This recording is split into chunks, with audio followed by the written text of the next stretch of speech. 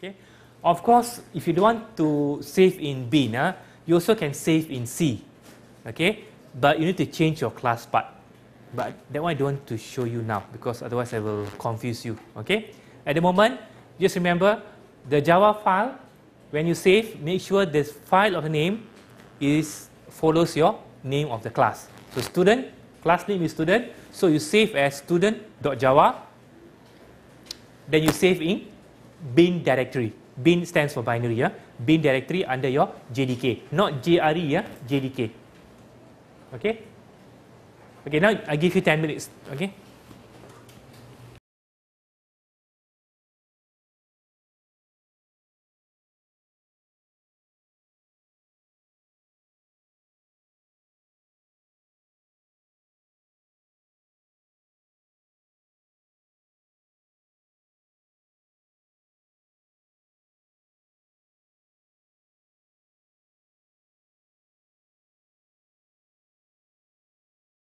Declare array for 30 students. After that, declare and set counter pass and counter fail to 0. Then this process once, this will be executed once, but this whole thing will be repeated 30 times.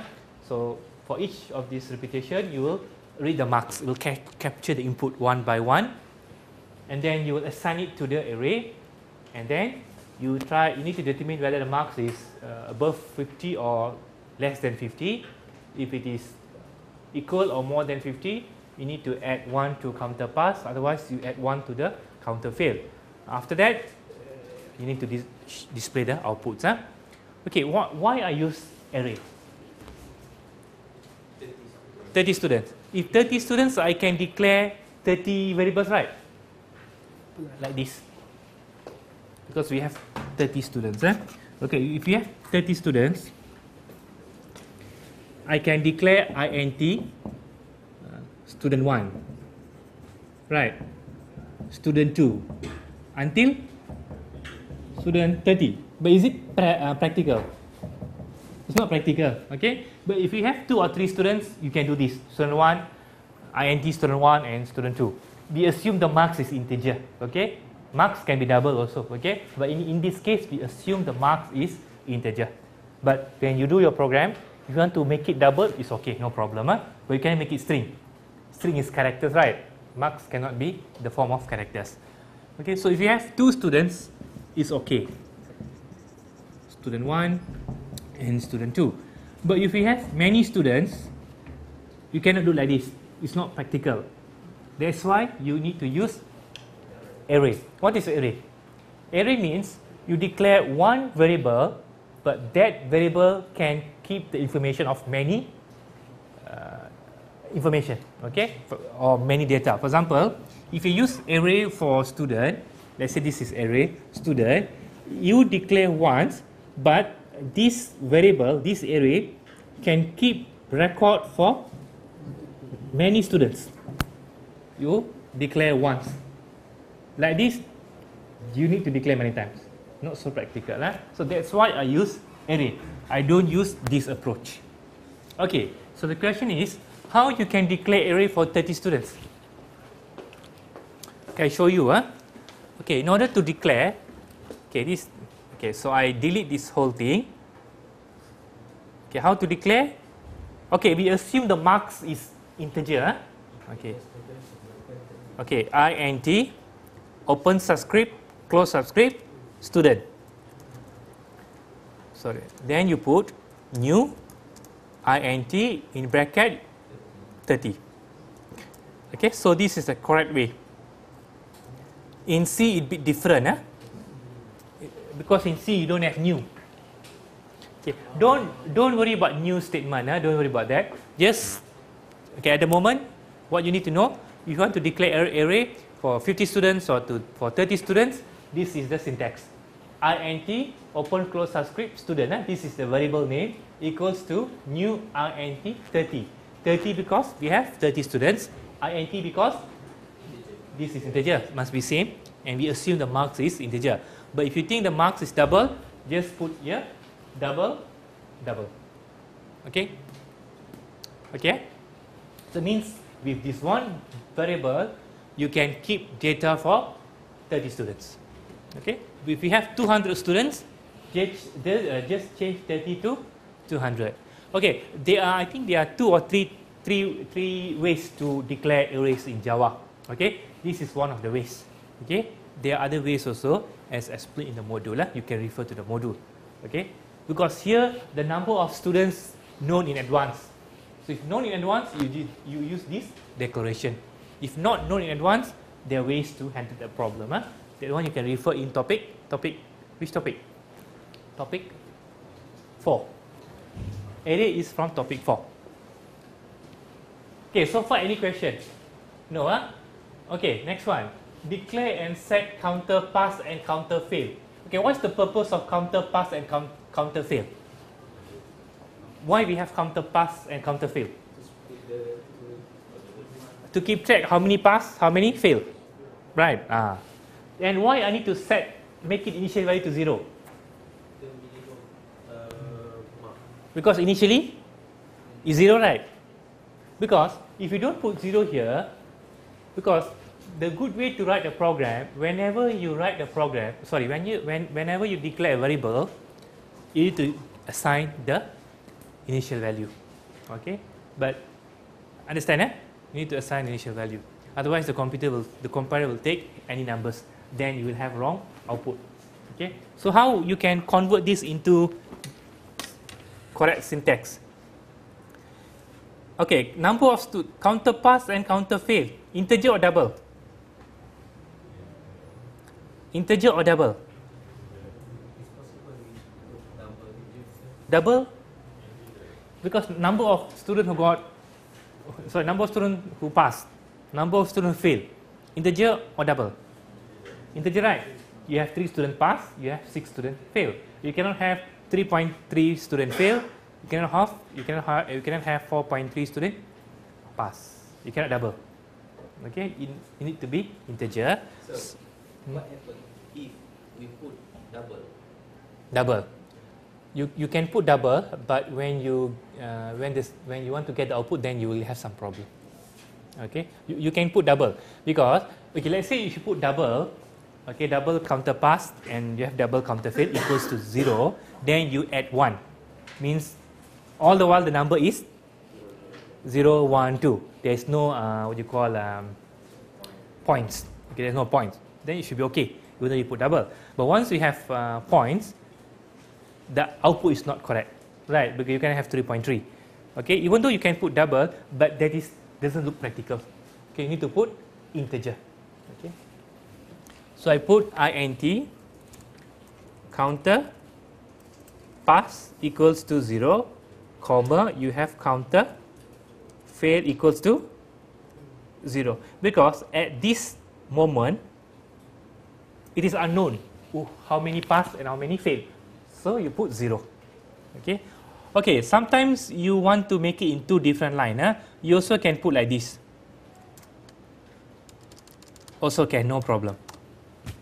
Okay. So, but why you want to waste your time? Because since both are integer, you can make it in 1 line. Okay. So instead of putting it in 2 different lines, just take out integer here. Just push it to the previous line. But this one, change to comma. Okay, always remember, as in C, all the statements should be ends with semicolon. Okay? Okay, now how about the next line? Repeat 30 times. How to repeat? Yes, 4. Hold on. Okay.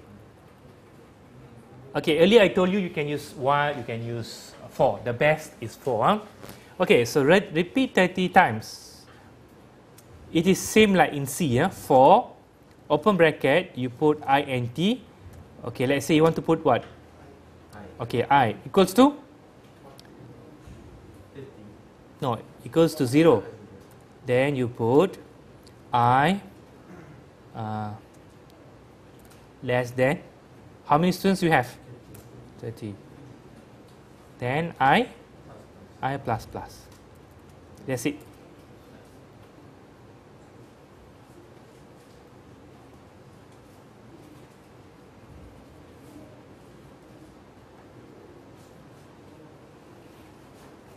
Okay, anyone having problem to understand this? Okay, this is a syntax to write for loop. Okay, if you see here, okay, why I put, okay, this one you can put anything. You can be R, you can be A, you can be anything. Okay, same like C. Okay, why I put 0? Can you start with 1? Can or cannot? Cannot. Why? Array start with 0. Right. Because you want to capture the marks for student, right? And it's all these are been kept in array. So array start with 0. So the first student is student 0. That's why you have to start with 0. That's, okay, when you start with 0, the first student is 0. The last student is 29. That's why I don't put equal here. Right. 30 means it won't process 30. It only process 29. 0 to 29 is how many students? 30. Or if you think this is confusing, you can do like this. Another way, equal 29. This is also can. 0 to 29. Inclusive of 29 because I put equal. So 0 to 29 is 30. Okay. Why I plus plus? Because after 0, you need to go to the second student. Second student is 1. After that, 2, 3. You need to update once. So, I mean, you need to add 1 for every repetition. Okay, okay. There's one difference between C and Java. In C, you cannot put int here. Cannot. It needs to be declared outside. But in Java, you can put int here. No problem. Okay, that's the only difference. But the rest are the same. Okay, so first student is 0. Because in array Java, in array, same like C, the first element must start with 0, 29, because the last student is 29. And for each repetition, you need to move to the next student. 0, 1, 2, 3. So you need to add 1 for each repetition. Okay, any question on this? Open here, then I close here. Right. These two for the main and class. This one for the for loop here.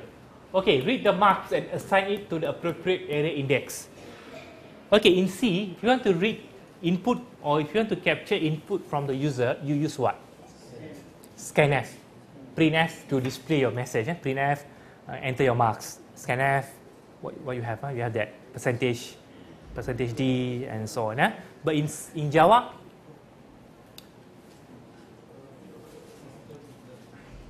okay, you can use scanner class. In Java, it's not straightforward. But in JDK, I think JDK 5 and onwards, including JDK 6, they have simplified the whole process by introducing scanner. Okay, so how to use scanner? Okay, if you want to use scanner, okay, before the loop, you put here, you type here scanner input equals to new scanner, open bracket, then you put system in. That's it. Close bracket. But just bear in mind, if you are using Java 1.4, anything below, you cannot use scanner. But if you are using JDK 5 and onwards, including JDK 6, which you are using, you can use scanner. Okay, because scanner was introduced from JDK 5. Okay, let's say if you are using JDK 1.4, you cannot use scanner. What you can use?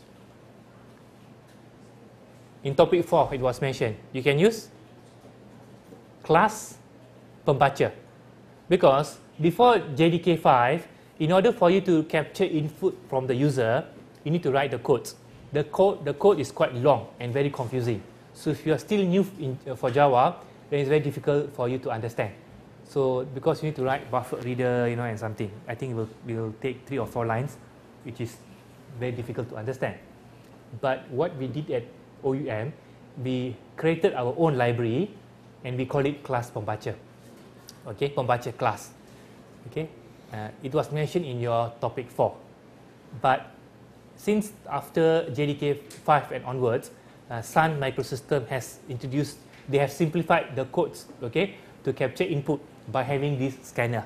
So we no need to use scanner, no need to use pembaca, we can use scanner. But if you want to use pembaca, no problem, because pembaca class, which is mentioned in topic 4, can be used in any version of Java, okay. But if you want to use scanner from Sun microsystem, it is only from JDK 5 and onwards, okay. It's up to you whether you want to use class pembaca or scanner. But for our discussion, we were going to use scanner, okay, because this is very straightforward, okay. But the problem is that you need to memorize this. Another thing, if you want to use scanner, you need to put import